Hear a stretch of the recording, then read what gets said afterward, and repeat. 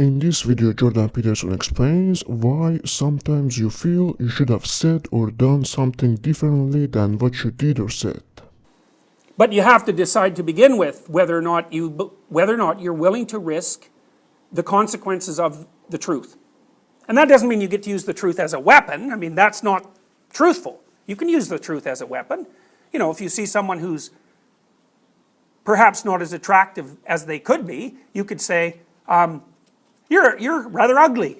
You know, which in some sense is the truth. It's a statement about, but it's not the truth at all, because for it to be the truth, it has to be embedded. What it really has to be is embedded in the Osiris-Horus pyramid. You know, what the utterance has to serve the entire function of that integrated unit. It has to serve tradition, it has to serve enlightenment, it has to serve vision. And if it isn't doing any of those things, it's not the truth. Even if it's the truth in this local tiny slice, you know. I just told you the truth. It's like, no, you didn't. You took a little fragment of what could be interpreted to be the truth and you turned it into a bat, and then you hit me with the bat, and then you defended yourself by a false argument that's claiming that when you use the truth in a local manner like that, you're actually moral. That's right, that's not true. It's incredibly deceptive, because, you know, the best way to deceive someone is to sort of tell them the truth.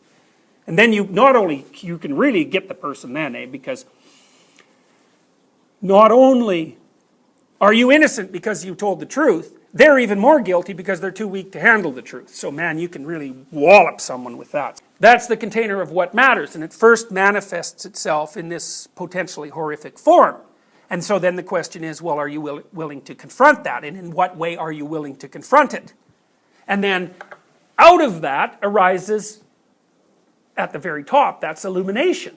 You know, it's maybe the night first. I think that's a crescent moon, although I might be wrong about that. I think it's a crescent moon.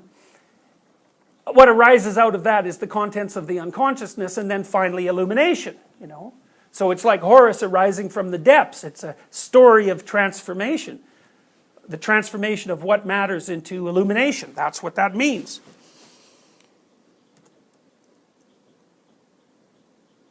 So this is Jonah.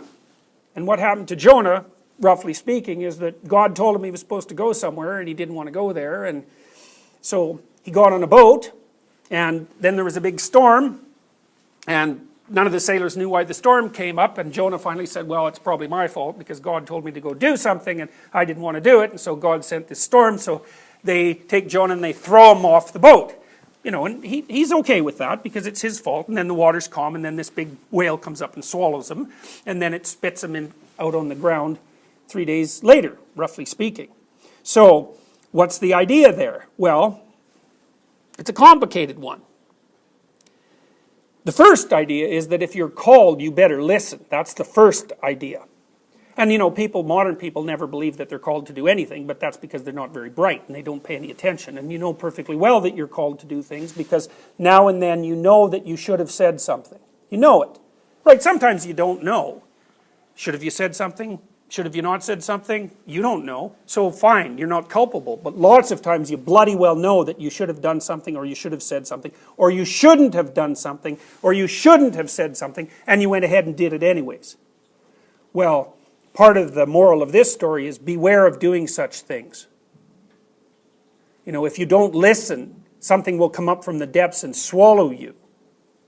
And if you're lucky, it'll spit you back up 3 days later, but it's not necessary that it will. It might just swallow you, and that will be the end of that. You know, and I've seen people who are tangled up in such trouble, they don't have enough life left to fix it.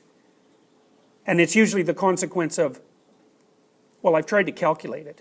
I think it's possible to make 100 bad decisions a day. Maybe more, but certainly 100. You know, and those 100 bad decisions are usually sins of omission. They're usually things that you know you should do and then you just don't. So they're things you should explore and you don't. They're things that you should say that you don't. They're obligations that you should undertake and you don't. So it's passive avoidance in some sense. It's willful blindness, just like the kind of willful blindness that doomed Osiris. So it's not active repression. It's just failure to engage when you know you should. Okay, you do that 100 times in a day, and it's like 700 in a week, and it's 3,000 in a month, roughly speaking, and it's 36,000 in a year, and then you do that for 10 years, that's 360,000. So then you have 360,000 things lying around you that you have to fix. And the problem is, well, you wouldn't even fix one of those things when they popped up, and so that's how Tiamat reappears, right? There's little monsters, they pop up, and you could whack them with a hammer, like whack-a-mole, no problem if you wanted to. But if you don't do that for 360,000 decisions, then they all aggregate into this looming chaos monster, and the probability that that thing's going to eat you is, or that you're going to live in its belly, because that's where you end up. It's a very bad idea, and it's often the case that people just don't have enough time and energy left, or willpower, or character by that time, because they're destroying their own character. They've had it. You cannot help them. You cannot fix it. They're done. They can't be rescued from hell. Remember I told you about those experiments with the married couples? The ones that are going to get divorced. They walk into the little bed and breakfast and it's, "Hi dear," and with a kind of no eyes smile. It's like, that's a predatory smile. It's like, "I kind of like you, but these are really teeth and they're for eating." You know, really, it's not pleasant. And so they're interacting with each other. Both of them are really nice, but they're not. They're not nice at all. They're carnivorous right to the damn core.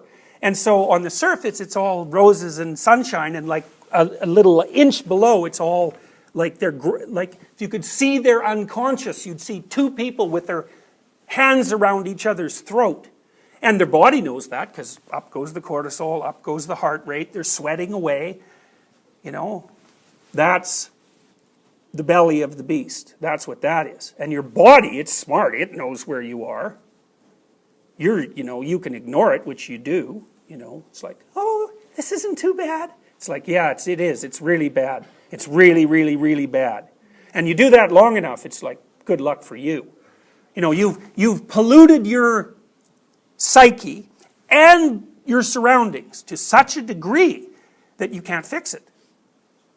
And it gets worse than that, because if you stay there long enough, you won't even want to fix it. You'll be so angry at yourself or the other person that you're going to try as hard as you can to do everything you possibly can to make it as bad as you possibly can.